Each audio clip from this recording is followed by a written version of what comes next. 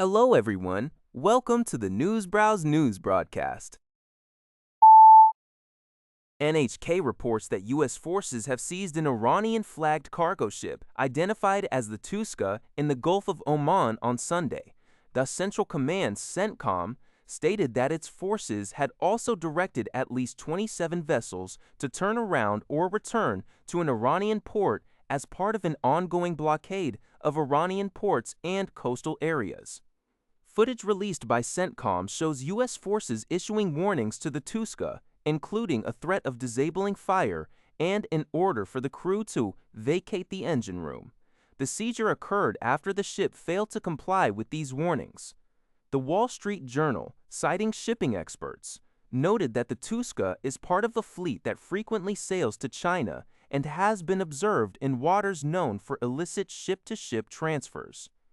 Meanwhile, Iran's state-run broadcaster aired a video from the commander of the Islamic Revolutionary Guard Corps Aerospace Force discussing missile and drone launch pad updates.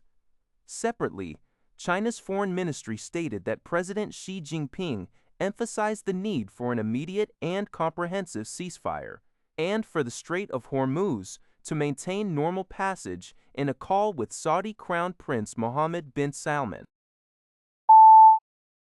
Thai Sounds reports that Bulgaria's pro-Russia Progressive Bulgaria Party alliance, led by former President Rumen Radev, secured a decisive victory in Sunday's parliamentary elections, with 44.6% of the vote.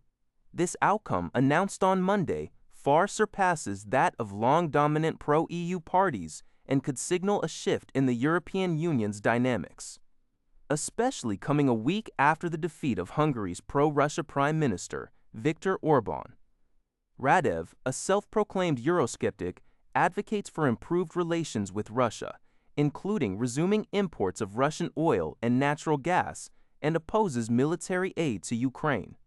While analysts suggest he is unlikely to withdraw Bulgaria from the Eurozone or block EU aid to Ukraine, his victory raises questions about the future foreign policy of the NATO and EU member state. Bulgaria, which joined the Eurozone in January, has experienced economic and demographic challenges, with voter dissatisfaction contributing to the collapse of the previous government amidst rising living costs. According to Kyodo News, the Japanese government on Tuesday revised its limits on defense equipment exports, a move designed to enable the sale of weapons overseas and enhance security cooperation with partner countries. The administration of Prime Minister Sanae Takaichi, known for her national security hawkish stance, aims to bolster the country's defense industry amidst what it describes as Japan's most severe security environment since the end of World War II. The revisions to the three principles on transfer of defense equipment and technology and their guidelines abolish previous rules that restricted exports to only 5 non-combat categories: rescue, transport, warning, surveillance, and minesweeping. While the new rules generally prohibit arms exports to conflict-affected nations, they include provisions for exceptions under special circumstances, particularly those considering Japan's security needs and U.S. military operations in the Indo-Pacific region. Defense equipment will now be categorized into weapons, lethal capability, and non-weapons.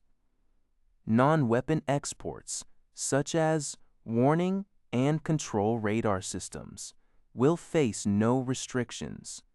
However, weapon exports, including destroyers and missiles, will be limited to countries that have signed agreements with Japan to protect classified defense information and technology.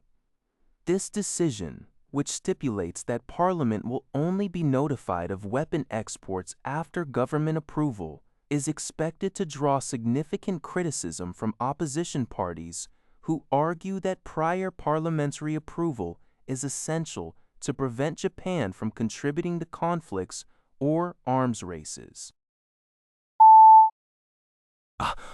With the Pied reports that Secretary of Labor Lori Chavez-DeRemer resigned from her position in the Trump administration on Monday, April 2026. Her resignation comes amid a Department Inspector General's investigation into various allegations of professional misconduct. These allegations reportedly include keeping a stash of alcohol in her office, engaging in a relationship with a member of her security team, and misusing agency resources for personal activities. White House Director of Communications Stephen Chung announced that Keith Sonderling would become the acting Secretary of Labor. Chavez-DeRemer's lawyer stated she resigned to take a private sector job, not due to findings of law violation or in connection with the IG's probe. However, reports from the New York Times also cited claims of a toxic workplace under her leadership, her aides attempting to steer grants based on political considerations, and her husband being barred from the department's headquarters due to accusations of unwanted sexual advances. That's all for this video. Thank you for watching. See you in the next video.